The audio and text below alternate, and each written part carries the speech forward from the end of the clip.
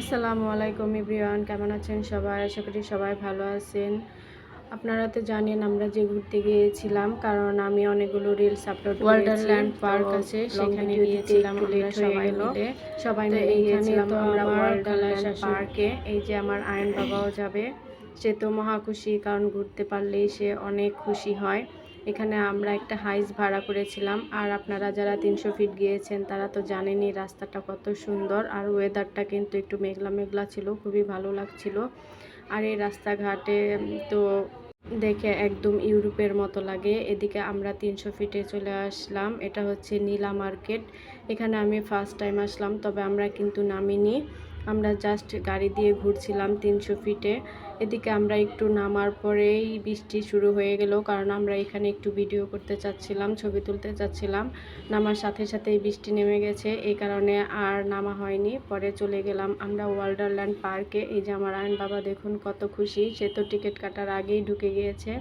আর এদিকে এরা ঢুকতে পারে না, এই জন্য মন খারাপ, কারণ টিকিট কাটা হয়েছিল না তখনও। এদিকে আপনাদের ভাইয়া টিকিট কাটতে গিয়েছে, যার জন্য আমরা অপেক্ষা করছিলাম, কারণ টিকিট ছাড়া তো এন্ট্রি নিষেধ।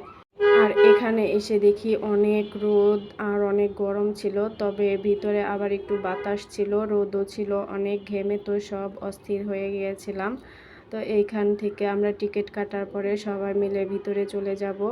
আর এখানে তো আমরা সবাই মিলেই এসেছি প্রথমবারের মতো, আগে কখনোই আসা হয়নি। তো টিকিট কাটা শেষে আমরা সবাই মিলে চলে আসলাম ভিতরে। এদিকে আমার খালা শাশুড়ির ছেলে মেয়ে এসেছে আমেরিকা থেকে, তারপরে আমার একটা ভাইয়া এসেছে ইতালি থেকে। সবাইকে নিয়ে আমরা ঘুরতে বের হয়েছি আজকে, কারণ কিছুদিন পরেই ওরা চলে যাবে। এই যে দেখুন জায়গাটা কত সুন্দর, আর এই ঝর্ণাটা কিন্তু খুবই অসাধারণ। এইদিকে এইখানে ঢোকার পরেই এরকম ঝর্ণাটা চোখে পড়ে, আর আমিও একটু ছবি তুলে নিচ্ছিলাম। আর দেখুন কি পরিমাণ রোদ আর এত গরম ছিল, যা বলার বাইরে। সবাই মিলে তো খুব মজা করেছে, বিশেষ করে আমার আয়ন বাবা তো অনেক মজা করেছে, কারণ নতুন একটা পরিবেশ ওকে আনা হয়েছে।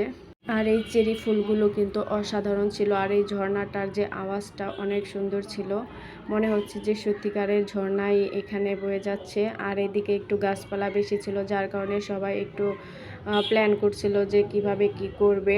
আর এখানে কিন্তু অনেক মাছ আছে, আপনাদেরকে দেখাবো একটু পরে। এই পানির কুয়ারাটার মধ্যে অনেক মাছ আছে নিচে।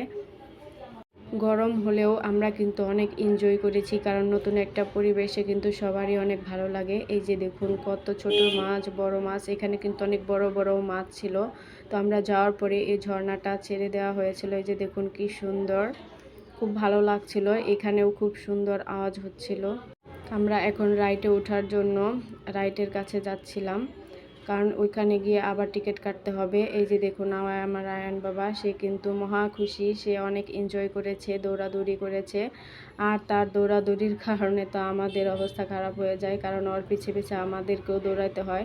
এদিকে তো সে ফুলগুলো ছেঁড়ার জন্য খুব চেষ্টা করছিল, তবে আমি ওকে ফুলগুলো ছিঁড়তে দিইনি, কারণ ফুল ছিঁড়লে ঝামেলা আছে, লোকজন বকাবকি করতে পারে, যার কারণে আর ফুলগুলো ছিঁড়তে দিইনি আমি। আর এইখানে ওরা রাইডে ওঠার জন্য সেই রাইডের কাছে যাচ্ছে, আমি কিন্তু রাইডে উঠিনি, কারণ এই রাইডে উঠতে আমার মাথা ব্যথা করে, আমার শুধু রোলার কোস্টারটাই বেশি ভালো লাগে। এদিকে আপনাদের ভাইয়া গিয়েছে টিকিট কাটার জন্য, কারণ টিকিট কাটতে একটু দূরে যেতে হয়। এইদিকে আমার দুই ননাস দেখুন ঘেমে চেমে অস্থির, গুলুমুলু দুইটা ননাস আমার, তারা তো এসি ছাড়া থাকতেই পারে না, আর এখানে এসে তো গরমে অস্থির হয়ে গিয়েছে। আর এই যে দেখুন এদের অবস্থা, এদের কিন্তু পরে মাথা ব্যথা করেছে অনেক। আর আয়ন বাবা তো অনেক খুশি সে রাইডে উঠতে পেরে। তো ভিডিওটি কেমন